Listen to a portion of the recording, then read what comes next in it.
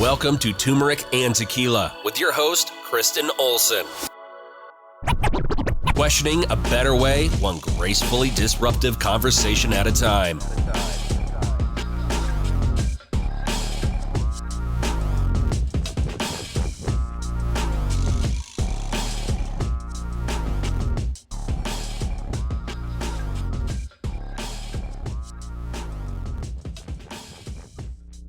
Hi guys, welcome to Turmeric and Tequila. I am so excited to be here with you today. As you can see, I'm repping the vintage athletic wear.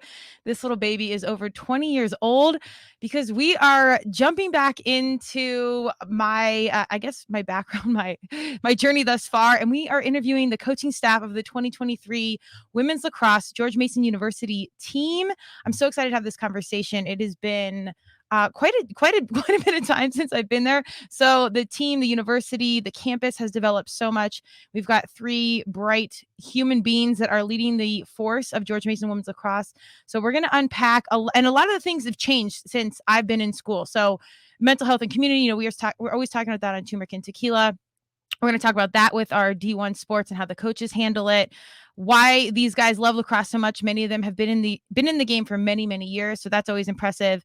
The NIL, how are we handling monetizing our likeness as young human beings? I can only imagine how that conversation goes. Title IX and what's coming up for the 2023 season. So without further ado, I'm going to welcome Kara, Nate, and Riley to the TNT mic. And we're going to do a little intro from them right now. Hi, guys. Hi, Kristen. I told them full transparency on TNT. We're newer to StreamYard, so we're working on this digital stage and all things in 2023. But without further ado, Kara, why don't you kick us off with your name, where you're from, and why are you excited about lacrosse for all these years? Yeah, awesome. Well, thanks for having my staff and I today. As Kristen mentioned, my name's Kara Mupo. Going into year 4 here at George Mason. I will tell you, it's been a dream of mine to be able to be a head coach at the Division I level. But when you talk about dreams, I think you can look at it from like two perspectives. One, just like, achieving your dream and like notching it off your belt, but two, doing it at a place where you really feel like you can reach the pinnacle of what you're trying to do. And as I enter year 4, I fall in love with this place over and over every single year. So really fortunate to have reached my goal, do it here at a place at Mason where we can provide an unbelievable opportunity for our student athletes. So really excited to dive into that today. Thank you for having us. Absolutely. Nate, you want to go next? Yeah, sure. So Nate Medic, second year here at George Mason, defensive coordinator this year. So that'll be kind of a new role for me. Last year, I'm more focused on goalies and the transition play. So bumping into that defensive role this year. I'd say I just fell in love with sports at a young age. I probably played 6 different sports at the varsity level in high school. I went on to play lacrosse at a place called Bethany College in West Virginia, and I didn't stay there long. I ended up transferring out and playing ice hockey instead at Slippery Rock University for my last 3 years of school. And I followed my passion by majoring in physical education, and I taught for 6 years before I took this job, 9th grade, health PE, driver's education, and I coached varsity lacrosse at the high school level and club lacrosse. And I just, as Kara said, I'd always had a dream of coaching Division I athletics. I was so sports centered, and the best part of my day when I was teaching was always when it ended and I got to run practice or I got to go coach a game. When this opportunity kind of came to fruition, that it was a no-brainer. I had to just take a chance and do something I loved and I was passionate about. And, I'm really excited for the opportunity and excited for the chance to grow within my role and really hopefully help lead this team to places that we dream of it getting to every day. Amen. And then I'm Riley Ewing. This is actually my first year, not only coaching here at Mason, but also coaching at the collegiate level at all. I previously played at Ohio State for the past 5 years. I did do a year-long stint in corporate America, and that necessarily wasn't for me. My background, I grew up actually on a football field more so than a lacrosse field. So my father's he's a high school football coach down in Atlanta, Georgia. So I grew up in a coach's household. So for me, it's kind of always been the background of my life more so. It hasn't necessarily been something that I knew I wanted to do until recently, until I kind of stepped away from both the sport and the atmosphere. absence makes the heart grow fonder and all that. But so for me, that's kind of my journey here. I love it. You guys are already good at interviewing. This is all good signs for when things get big and ESPN comes calling. You can be like, yeah, we did that warm up lap on TNT. Let's go. But before I let you, my assistant coaches go, I really, on every conversation we have for Turmeric and Tequila, I always focus on the human behind the mission, whether it's a company, a cause, a team, whatever. For my two assistant coaches, both you guys, is there anything you guys want to share about you personally that you'd want the team to know? I was a kid that, I obviously went to George Mason and I was from Colorado. So my team didn't really or my parents didn't really get to know my coaches as humans. Like they obviously saw them coaching and whatnot, but there wasn't a lot of interaction time. So I really want you guys to come on to give the opportunity to kind of humanize the coach a little bit more. So if there's any story or anything you guys want to share about yourselves that you want the parents to know so they can just understand you as a human outside of a coach a little bit before the season kicks off. Yeah, absolutely. I can jump on it first. I guess I'd just like to emphasize the power of sports, how many lessons it can kind of teach us and how it can shape us into, being human beings and learning how to fail and learning how to overcome and learning how to work together. In college, I wasn't the best player, not even close. I really only played a few games. I was a healthy scratch most games. And by the time I earned my playing time my senior year, I broke an ankle. I got a concussion and had to go to vestibular therapy. And then my first game back from that, I dislocated my shoulder and was out for the rest of the season. So I've seen the bad times in sports, but the kind of the bright, those bright spots outweighed everything that kind of ever pulled me down. And I don't think I would have shaped into the adult I am today without all of those experiences and those 6 a.m. practices my parents took me to and, earning playing time and seeing how hard work can pay off and how you can work your way up a ladder. And really, I feel like it's made me so much more successful in life. And I guess I would just, kind of say if, that's my goal as a coach is, I want to push you, I want to make you better, but I want to create a relationship with you too. And I want you to kind of see that, I'm here holistically to try to make you the best human being you could be. And sports will end one day, but ultimately, my goal is to make you as successful as I can in life and help you see those lessons and help you shape yourself into the, that productive human being that we're all hoping that we can become one day. There you go. That's definitely what we need, life skills through sports. Yeah. And then I guess for me, I'm a firm believer that not everyone wears their story on their sleeve. So definitely taking a more human approach to things.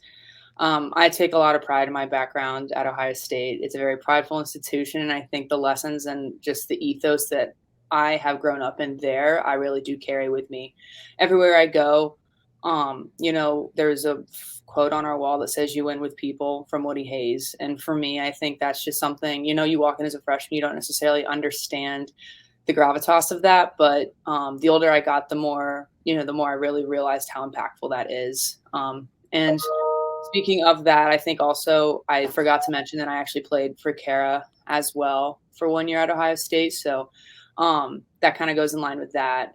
I'm a firm believer in you are who you surround yourself with. And, there's a reason I followed her here for that. But yeah, like not everyone wears their story on their sleeve. So you kind of have to approach everyone, with a neutral take. And I'm a very big people person. And that's kind of been my approach, with the girls thus far. And they've been very good at accepting me. And it is my first year. So I do find myself staggering a little bit. But I have surrounded myself with great people who do pick me up, both the kids and these guys right here. But I would say that, and then also the power of the pivot. And I like to say that, especially because I did do 1 year in a decision I probably shouldn't have made out of college. And, I think I needed to make that mistake on my own. And it just made me feel so much more confident in this decision myself. And I'm someone who was a perfectionist and still kind of am to a certain extent with a lot of aspects of my life. But, making that mistake and having to kind of jump off the deep end and just make a complete 180 career-wise has just kind of given me a lot of breadth and freedom and kind of made me realize that, like, it's okay to fail immensely, especially if you have people surrounding you who can pick you up, but also, you have the wherewithal to do it yourself. Boom. I love it. You mean you didn't get all that fulfillment out of the corporate world? Are you sure? Man, I mean, I love some parts of it, but It really does kick you when you're down. I'll tell you that much. Yeah, I'm totally poking the bear. No shade to anyone listening in the corporate world, because sometimes you got to pay bills, and we all have different journeys and passions, and sometimes you fit in different structures better. But I think my mission-driven, intense varsity humans like to call. Usually we don't fit too well into systems that we didn't really grow up in or have that athletic or creative freedom to speak and be and lead. So no surprises when I see a lot of athletes jump back into the athletic world. But I agree with you, Riley, that you've got to do all the pieces of the journey so it makes sense. And now you know. Exactly. Nate, I like that you said you were never the best player, but do you think some of the adversity and the injury kept you hungry, like maybe not getting to those goals? Because I identify with this. I have a similar story-ish to that. Do you think it kept you hungry to kind of keep chasing success and keep you in the game? Yeah, it definitely, I was always goal-oriented in the sense that, I was able to make realistic goals for myself and improve marginally from day to day to create a bigger difference towards the end. So I remember senior year of high school, I placed the goal that I wanted to make the PIHL All-Star team. And, I had really only had like 4 goals in my life before that. And I scored 30 that year. And I ended up kind of like working really hard all summer and lifting and running. And I achieved my goal. And so, yeah, that pinnacle, that get to college and kind of fall back down, and I'm getting scratched every game. And I remember sitting in Navy, looking at the student stand, going to a shootout, thinking it would be so cool one day to be able to play a game there. And by my senior year, earning, third line minutes and power play minutes and penalty kill minutes. And unfortunately, injuries derailed that a little bit, but definitely the work ethic was there to kind of try to reach that pinnacle for me. The other thing I kind of always noticed as a kid is I just had a passion for like the X's and O's. And my coaches would have always said I wasn't the fastest player, the strongest player, the biggest player, but I was usually the smartest player. So I was able to put myself in positions to succeed where maybe my athleticism wouldn't have taken me.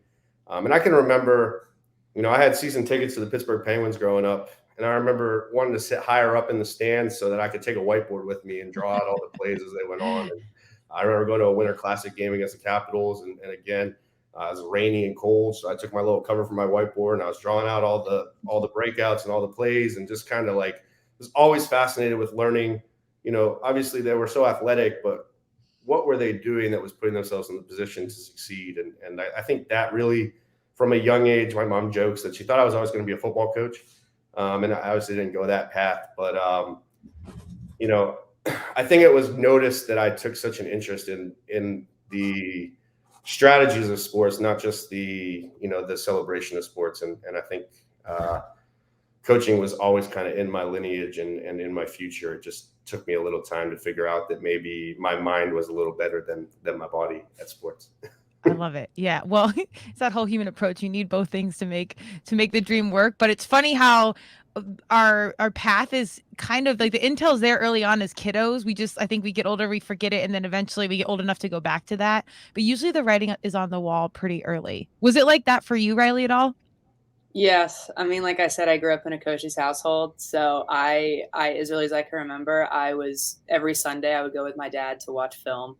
Ever since I was probably like 6 or 7.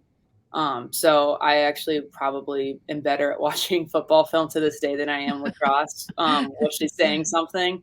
But I would always help him with like the personnel, of whoever he was scouting. So he was a defensive coordinator. I didn't take that gene from him, much to his chagrin. I am more offensive oriented, but I grew up in the film room. I grew up on the football field with him. I played football with boys when I was younger. So I did have a bit of a chip on my shoulder with that because I was determined to run with them.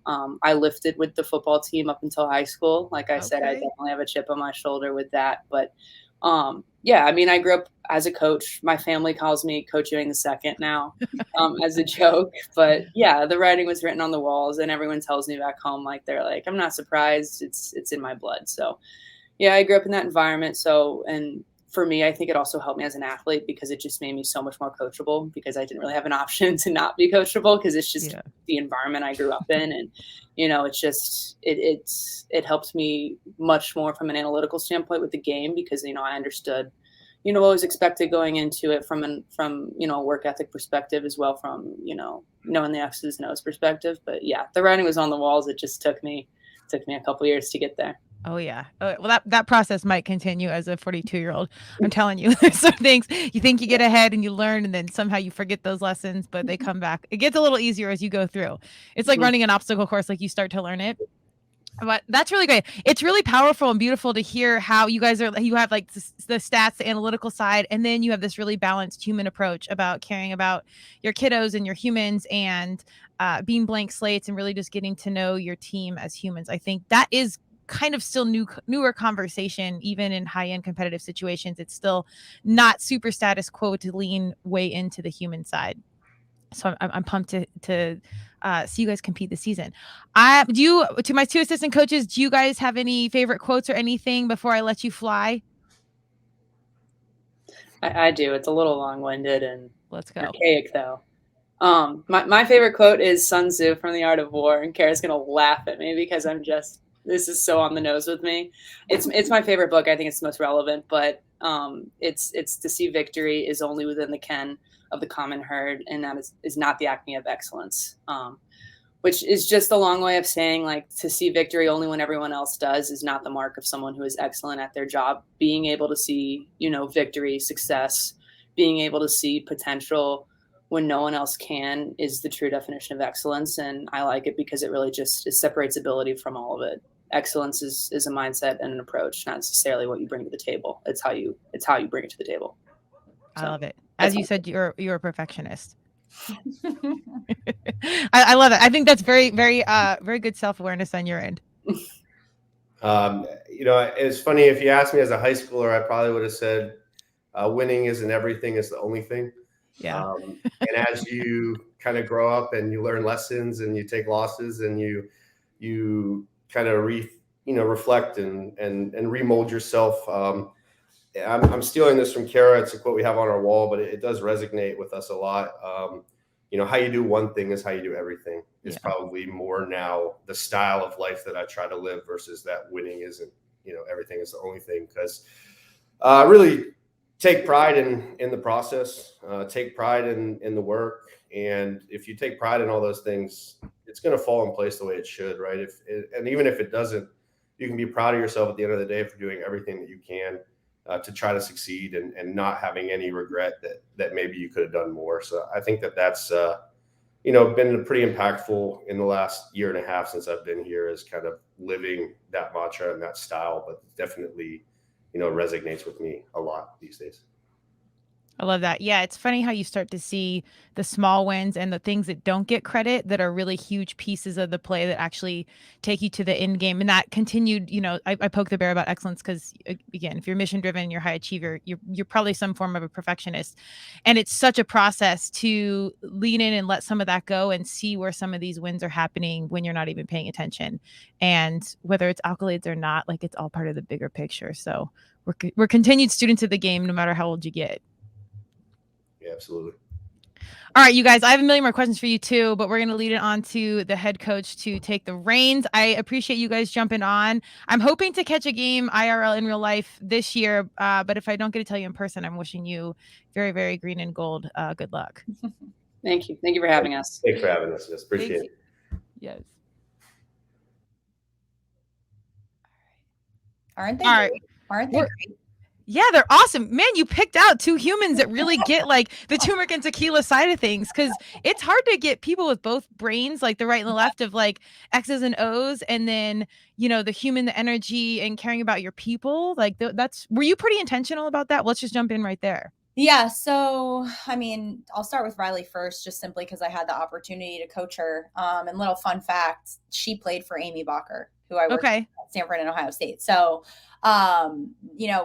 right from the minute I got to Columbus, Riley was someone that just stood out to me. And when you talk about sport, I think to the point that they've mentioned, and I'm sure we'll cover this, it's really easy to get carried away in the X's and O's and the skill piece. But at this level, everyone has that, right? It's those that separate themselves through some of those intangible qualities that Riley brings. So it was a no-brainer when she called me and said, "Hey, I'm looking to get out of corporate. Like, anybody that has an opening?" And I'm like, yeah, we do. Let's go. Come on, a Fairfax. So she was great in that space. And with Nate, there's just a certain energy and calmness that he brings that I most certainly need. I don't really ever know how to turn it off. I think that's kind of just part of sitting in the seat that I sit in. So with his calmness, his really strong understanding of the X's and O's and finding ways to diversify our game as well as connect with our student athletes, they're both just, I would not be where I am today without them. So I'm really fortunate to have them. Hey, that's awesome. Well, and this is the first season with the three of you together. So I'm super curious to see how it shakes out. Well, before we jump into anything down the road, like I asked them, let's talk about you as the human. Before lacrosse, before that, like give us the 411 on like Kara the person. Yeah, no, I love that question. So, I think as I continue to grow and get older, I just turned 31 this year. So like I'm starting to really figure out who I am as a human, right? It takes a lot longer than we expect. And I think for years I struggled to find my identity outside of sport. But now I'm really starting, thanks to my athletes, have a full understanding of who I stand for as a person. And I pride myself on really like 3 pillars. I trust immensely. I trust people until I'm given reason not to trust, but I just think it's the premise of everything. Always having a good intention, a clear mind, and a great heart. I just approach everything from that perspective because I just think in this day and age, sometimes we lose that. It's a very much dog eat dog world, but we've got to have that foundation of trust. So that's one thing. I am a huge people person. I'm big on energy. I'm a big over communicator, but I don't ever think that over communication piece, like you can never have that, right? We have a saying here, like confirm the confirmation, over communicate, get to really have a good understanding of people. So that's a big part of who I am. And then the commitment piece. Nate took it. It's right here on my wall. One of our alums gave that to me. How you do one thing is how you do everything. The girls laugh at me because I say it all the time. I wake up in the morning and if my bed's not like made pristine, I make it again. And my 12-year-old Shih Tzu is looking at me like it's breakfast time. Like there's more important things happening. So I just think how you carry yourself, whether it's without speaking and just your action, it goes a really long way and your reputation follows you everywhere. So those are just some kind of 3 quick things I pride myself on. I love that. And were you, did you play sports your entire life? And when did you start coaching? When did that hat start to be worn? Yeah. So I grew up playing soccer. Actually, I feel like probably when I came out of the womb, my mom threw me on a soccer field when I was like 2 years old. I was convinced I was going to be the next Mia Hamm. Clearly, it did not turn out that way. And then in 8th grade, I played at a high school on Long Island called Rocky Point out on the East End. Joe Spallina, who's the current Stony Brook coach right now, was my high school coach. And I played varsity soccer in 8th grade. And he said, Kara, if you don't pick up a lacrosse stick, you're going back down to middle school. And I was 11. So to me, that was like the worst thing anybody could have said. So I picked up a lacrosse stick, fell in love with the game instantly. And sports have just always been a big part of who I am and my identity. And my 2 assistants hit the nail on the head. Like there's just so many amazing ways to relate to other humans, learn larger life lessons. And what better way to do it than through sport? So it's always been a big part of who I was, who I am, and who I eventually hopefully will be as well. I love that. And I love that you guys highlight the adversity and, some of the breakdowns and breakthroughs.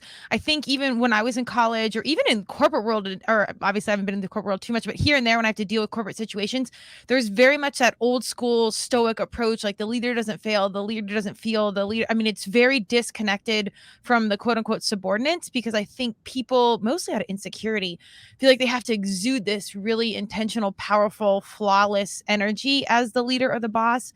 And that's not the truth. I think to me, that's a very archaic approach and something that most people don't buy into, particularly our young humans that are like really ultra conscious consumers and they're aware of everything. Yep. Did you have any sort of evolution in your own leadership where you started to let down the wall and humanize your approach year after year? Yeah. So I think it ended up happening a little bit before I was in this leadership role, more so when I was in assistant position. It actually happened when I was a player, but there was a silver lining most certainly that I realized after it happened. But my whole life, after I finished playing lacrosse at Northwestern, I had a goal of making the U.S. team and playing in a World Cup and playing in the World Games. And I was playing professionally at the time. And in our last game in the championship, it was the last round of eval. So I had made the US team, but for the next couple months, they were evaling and making decisions on who was going to be the final roster to go to the World Cup. And I ended up tearing my ACL in that game.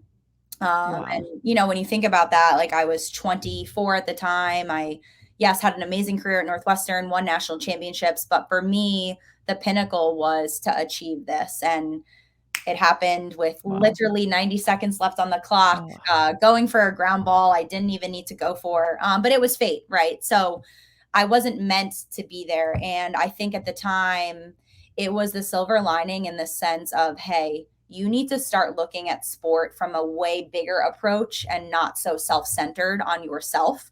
I think I lapsed a lot of judgment in some of the decisions I made, just being self-centered, a little selfless or selfish and not selfless enough. So that was a big moment for me just as a human, which has helped me kind of get to where I am today. I think in this sport and in this like dog eat dog environment that we live in and everything, but especially now, it's hard to kind of see big picture all the time and be selfless. But it really is the most important thing, and it helps you reach your goals a lot faster. So that's just one moment that sticks out. Well, what last 90 seconds? Those, I think the tougher you are, and again, the more mission driven, varsity human, like we're gonna fix it, we're gonna train harder, we're gonna do what we got to do. And I say God, universe, Madonna, I don't know what you believe, but one of those things will knock you, I feel like, at your most vulnerable. When I was at Mason, this is not USA tryouts, but we had so in Colorado kid, I was the only one that wasn't like within 300 miles of the university. Essentially, it was like Maryland, New York, and whatever. And so we went to Denver. We played Denver and Stanford, and my whole family was out there. It was like one of my better games, blah, blah, blah. It was sophomore year, so I was actually playing. Mm-hmm. And I mean, it was just like the best weekend of my life. I was, we beat girls that I wasn't even like, recruiters, looked over me like in a heartbeat.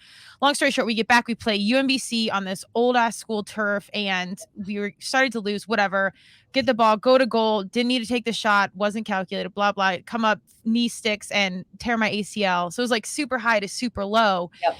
And immediately, like, first instinct of identity crisis and depression and, being 2,000 miles away from my family, and I'm not with my lacrosse team. So I feel you. It's hard, but in retrospect, like, it was such a pivot point in my life as a human that in turn, like you said, it adds so much empathy into your world that wasn't there before. Oh, yes. And I also think I'm curious on your comment on this, because at such a high level, and I think I experienced this a little bit more with CrossFit, and I was kind of poking your assistant coach about perfection, because I get it. And I was, 18, 20 in college, graduating. I had a fifth year. And then, in CrossFit, I don't know, I was like 27 to 35, like older. So I should know better. And every little bit in this high and competitive situation, like your food, your fueling, your sleep, your schedule. And with, lacrosse, you're such a high level, you kind of have to live in this myopic space. Once you learned and you had that experience of training your ACL, how did you kind of balance that out and let like enough fun, joy, whatever in, but also stay super competitive? Yeah, it's a great question. I didn't for a while. And that's just me being completely candid. I did not enjoy life's smallest little, cherished, beautiful things. I didn't. I was back in this selfish silo, focused on myself and having myself what one would call a very unfiltered, like, pity party. Woo is me. Why did this happen? And one of my mentors, what she said to me the day that I tore my ACL kind of came back after about like the brutal first 6 weeks of just getting through, like being able to like put your own socks on. Right. And she said, like, when I got hurt that day, she looked at me in the face after I had a little bit of a crying session. And she said, you have 24 hours to sulk about this, and then you got to move forward. And I remember thinking about that like 6.5 weeks in, and I just shifted my focus, shifted my thoughts to my recovery, my sleep. God, did I learn the power of how much sleep impacts your recovery, nutrition. And to your point, like, it was the first time in my life where I had to kind of compile all those together. Journaling, mental health. I never really experienced that till that. And now from one CrossFit junkie to another, like I see that in my day to day and my training, and it's something that we preach here to our athletes a lot too. So it's been nice to kind of have this full circle experience to help educate and empower them also. Yeah. Yeah. And I think you got to have all this stuff in order and be intentional, mission driven, focused, and you got to have fun. Like at points, you just got to relax and laugh at stupid things or lessons or human moments and just chill the F out about a lot of it. Seriously. Yeah. And that's not really hard. I just posted a thing the other day. It's like the most gangster thing I ever did was like calm down. And I was like, I'm not doing that. Like maybe next year. But it's a hard situation. Yeah. Yeah. So tell me, how are we managing? Well, actually, let's get to mental health because I'm so curious on the business side because of my business heart. But what are some intentional things you do with your team to talk about mental health? Because I've heard the stats on death by suicide amongst our D1 athletes is higher than ever. I mean, it's no longer like I'm unhappy, I don't want to play. It's I don't want to be here. Yep. And it's really, really scary stuff. I coached for 10 years in high school, and we didn't have a ton of conversations, but I really did try and lean into mental health. But are you guys equipped with courses or something for like, does the university equip the coaches with skills or tools? Tell us all about that. Yeah, so we have an in-house sport performance, as well as a couple other resources that we have for our student athletes. Sport performance is kind of one branch. And then his name is Dr. Derek Vigon. He works with our student athletes, whether it's sport related or just mental health related. So he's in-house, which is great. And he has a couple other partners with him that we share as resources to our student athletes. And I will say our team is not shy to lean into these difficult conversations. It kind of starts with that people first mentality. We have an open door policy, and that's what I want in our program. We're all going to go through something. We just have to be comfortable to share it with one another, to be vulnerable with one another. There's power in vulnerability. A lot of growth comes from that. So whether it's with one another, normalizing these things that we go through is a big part. And then we also do what we call team optimal performance training on Fridays in the off season with Dr. Vigon and his partner, Shannon Bellflower. It's a space that us coaches are not in. It's just the team with them, providing a space where they can really kind of dive in, dig deep in terms of like some mental barriers as a team, as well as individuals. And I will say, like, from what I've heard, they're going great. Some of them get really emotional and deep. But to be a lead at this level and to have success, you've got to be able to knock down those barriers amongst each other and amongst yourself to be vulnerable. So those are just some of the very few that we have. And I will say we're tapping into that more than ever now. And, hopefully, knock on wood, it's setting us up for the most success. Heck yeah. And having these skills like after graduation, like, it was saying like at some point this is going to end. Even I started a lacrosse business right afterwards. So it kind of stayed in my life.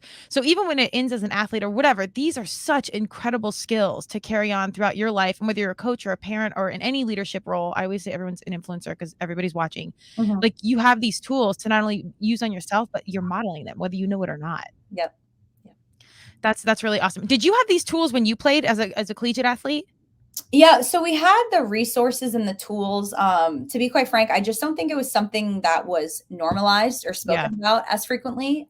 So it was not something that was in the day-to-day where I feel as though mental health and check-ins and weekly, daily check-ins are more of a thing now.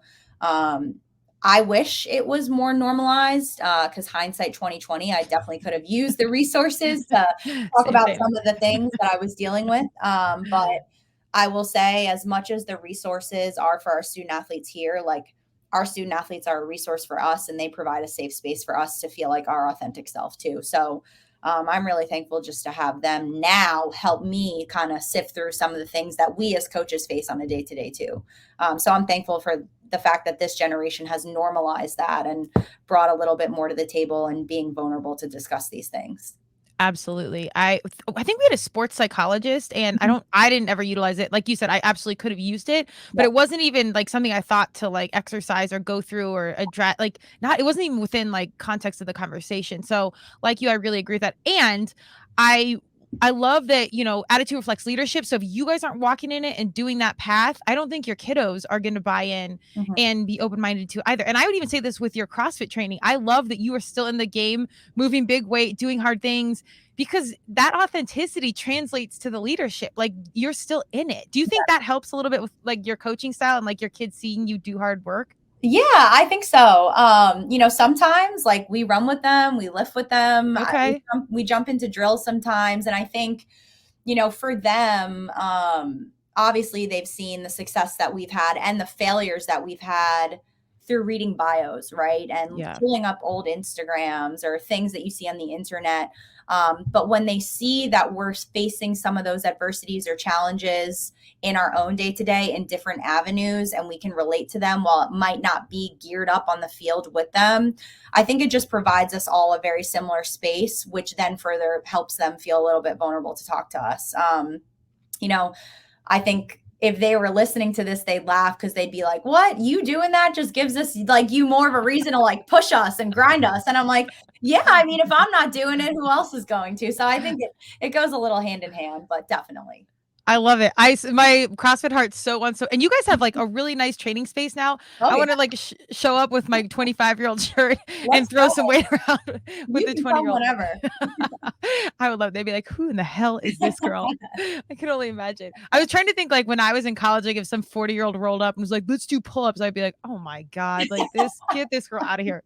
But that's hilarious. How do you guys handle the conversation around social media? Because everything's out there. We had like a hard rule, like if you're going to the parties, don't wear your George Mason stuff, blah blah blah, which is obvious. But Yep. what do you do now with social media? Like, do you give boundaries or guidelines, or what's the vibe? Yeah, so we definitely have boundaries and rules set within the team rules that the athletes sign every year. It's a very open, candid conversation that we have consistently. And I just approach it from the space of one, I think everybody attacks it from the sense of what do you want your future employers to Mhm. see of you? But also 10, 15 years from now, when you look back, what do Yeah. you want to see and see yourself reflected as, right? So it's a conversation we're consistently having.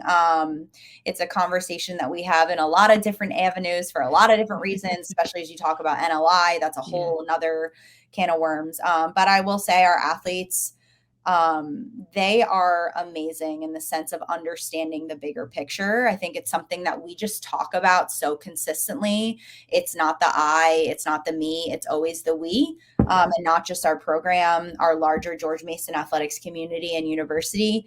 And they understand we're trying to do something special. And like you said, there's always a fine lens on that, and everyone's always watching. So it's something that I think they definitely feel pressure, but it's an honor, and it's not something that they're kind of willing to risk a silly social media post on Instagram just to gain a few followers for. So they're awesome in that space. I love it. Well, I mean, they grew up with it, so they're so ahead of the game, and I think they get it. I swear, I always say I need to hire like a 12-year-old to do the YouTube and all the Oh, things. We're pretty good, dude. I don't even have TikTok. I'm like to my assistants, I'm like, you guys got to keep me in the loop with what I'm doing because TikTok is like taking over the world. I swear. It's a whole thing. It's hard to it's cardio, like just keeping up. So yeah, it's good. Just keep your young humans around you, and then you can outsource that piece. Well, on that note, tell me about the name, image, and likeness. This is certainly new, and I have two sides to this, and I won't pontificate, but I love that the kiddos now get paid for what they are and what they're out there, Mhm. and it's not going to the universities, and you become a business person right away. And I think that does take some of the purity out of the sport. And I saw that graduating and then immediately starting a business, and it changed it for me. And Mhm. that's okay. But losing that purity, I think, is a little bit hard. How do you guys manage? And do any of your kids have like major deals or anything like that? And does that shift the energy of anything? Yeah, so I think with our sport specifically and where we sit, I think women's lacrosse right now, there's definitely some universities that are leading the charge. Yeah. But I think we're kind of in the evolution stage with NLI and kind of learning a bit more about it and how we can really tap into it. Our program specifically, we're more on the reserve side. There's no like big time NLI deals that we have right now, but definitely some smaller ones. We have a platform that we use here. It's called JMU Merch or GMU Merch. Oh, geez, not JMU. Geez, No, gee. not JMU. Sorry, GMU Merch. And the kids get to have their own customized shirts and sweatshirts and hats and stuff that they can sell to families. So Oh, cool. that's been a great addition. But the NLI space, it's ever evolving.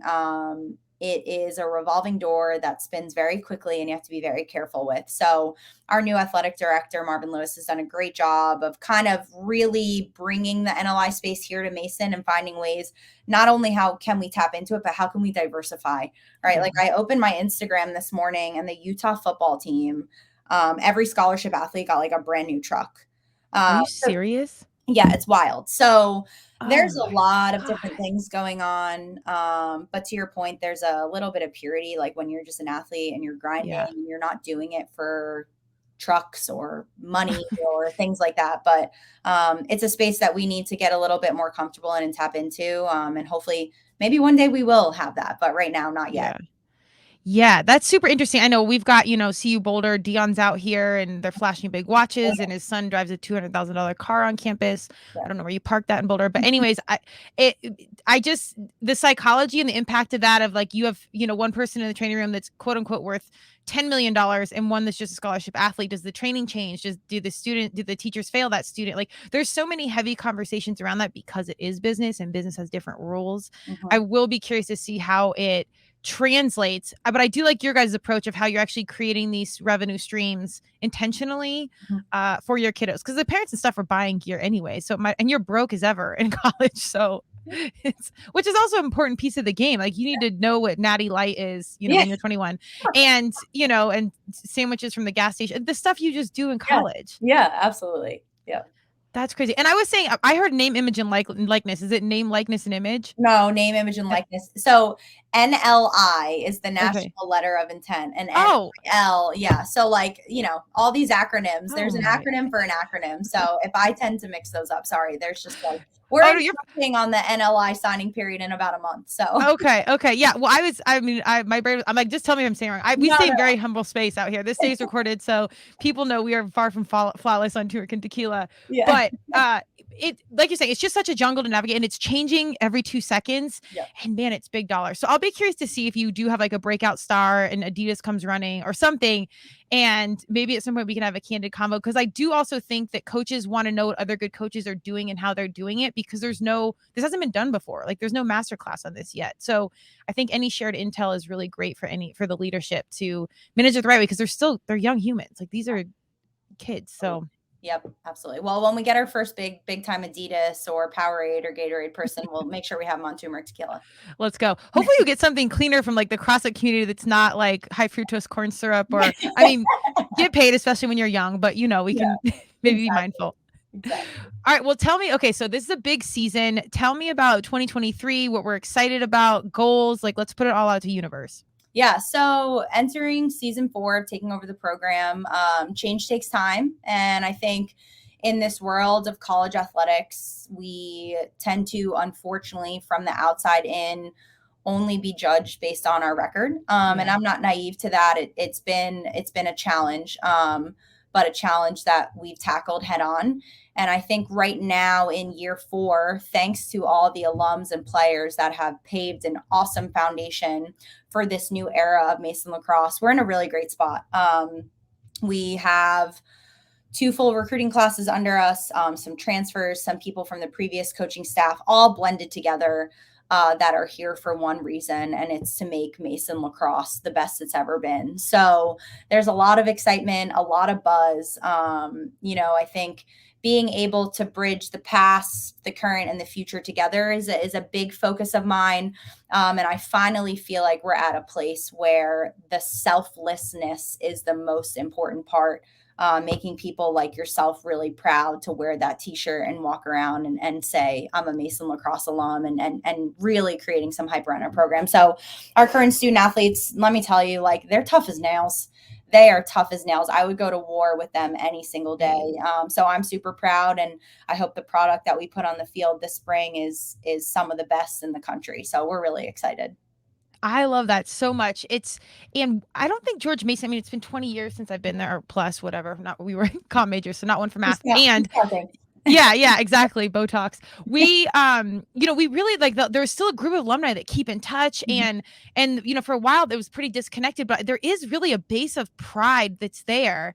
And as we've seen the campus grow and the team, evolve over time and change and all the things, I think throughout there's always been that really like prideful foundation. And I agree with you. I think it's really starting to rise and be talked. And I really got to credit you guys and your efforts in doing that with the alumni and the emails and all these, continued gestures. Because I know I'm on a similar end where it's constant contact and like these things are a lot of effort, but I agree. And I appreciate that you guys put that into it, because I think that pride and that wholeness and that foundation is a big part of the story and the success. And I think it would help, your kiddos now really buy into the pride and the belief in the story. Yeah, absolutely. I will say we're definitely trying to like up our traction on social media. I know that just kind of helps bring in a little bit of excitement, but the one thing that our athletes love is the alumni Zoom that we do every fall. And we sent it out in the last newsletter. We'll send it again. We'll put it on social media, but just providing a space.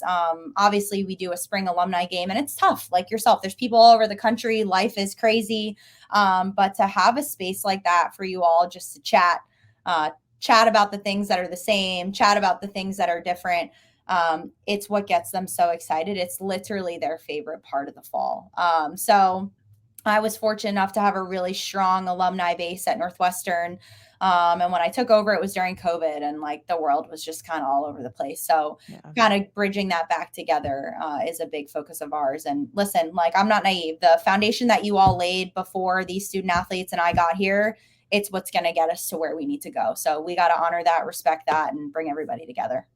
I love it. I love it. But that doesn't happen if we don't have somebody leading the charge and taking the reins. So I see your New York soul and coming from a program like Northwestern and all the ethos and tradition there, bringing that to George Mason, I think is a really special thing. So kudos to you guys as well. And I know the alumni are excited about the things. I'm so glad the Zoom is well received. It's such a funny thing in 2023 that, those connection points, it's just like one more business meeting, but it's such a huge thing to connect with people you never see, but you have this major common denominator of your collegiate experience. I think is really special. We didn't touch on Title IX, but do you have any major thoughts? This is something I wrote many papers about it in college and continue to be a major advocate, Billie Jean King and the whole thing. Do you have any major thoughts around Title IX?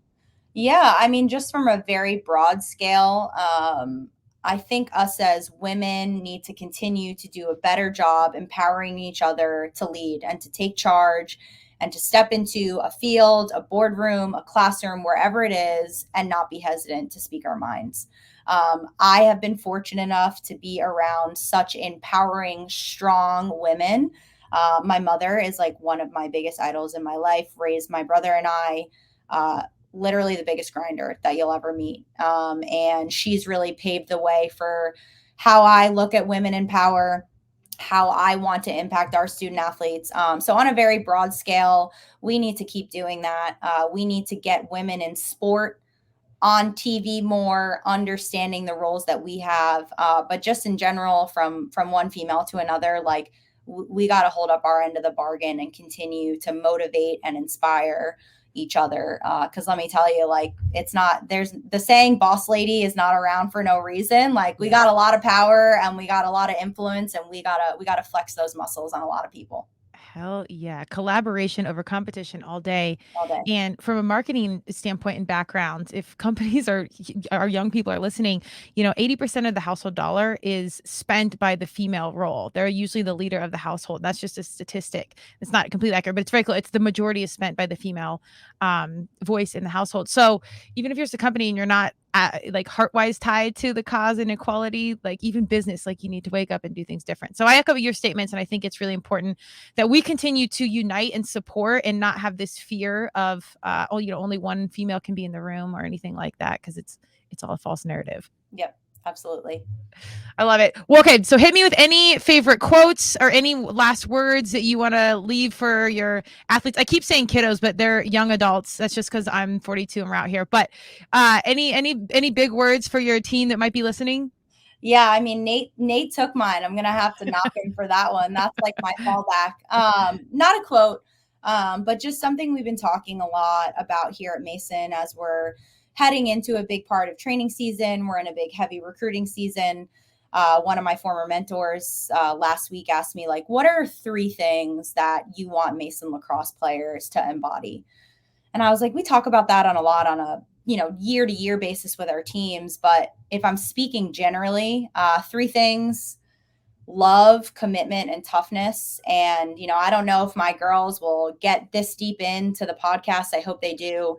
My women, I should say, but they are the toughest, most committed, most loving, endearing, empathetic humans on this planet. And we set goals and bars that we want to reach every year. And of course, like, we are as competitive as they come. I told you the story about my bed, right? I hate losing more than I love winning. But it's a win every day for me to show up to coach these women.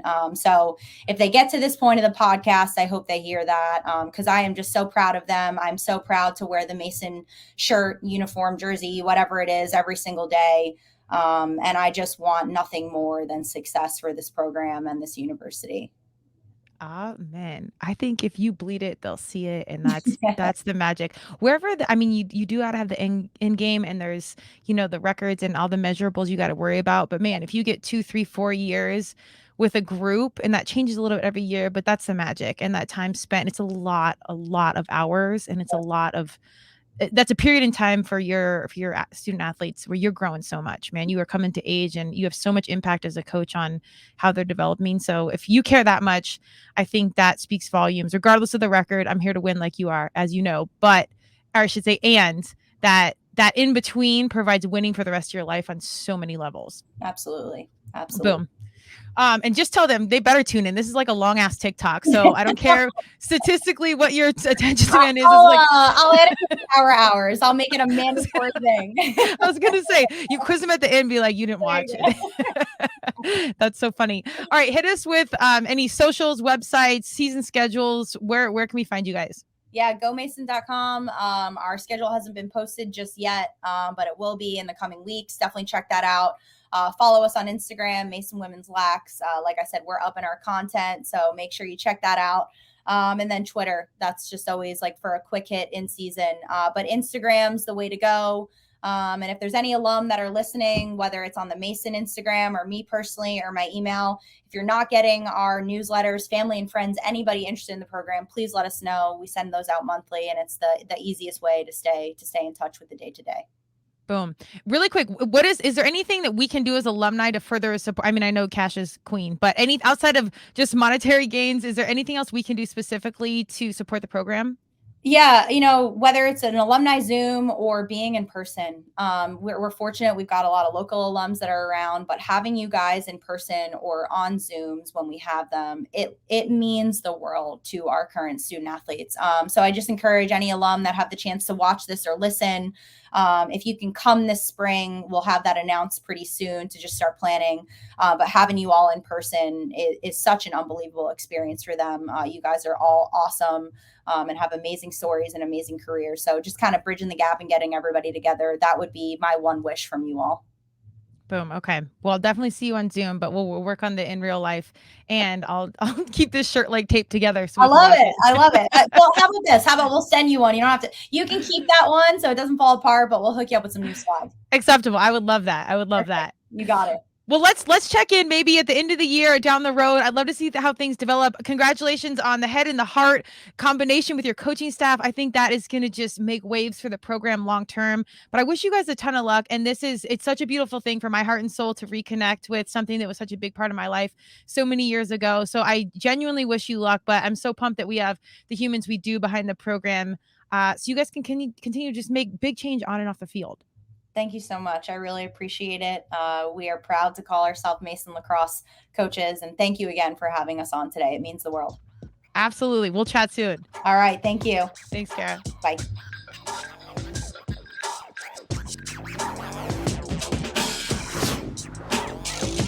Thank you for joining Turmeric and Tequila with your host, Kristen Olson. Tune in next time, and don't forget to subscribe on Apple, Google Podcasts, Spotify, or wherever you listen.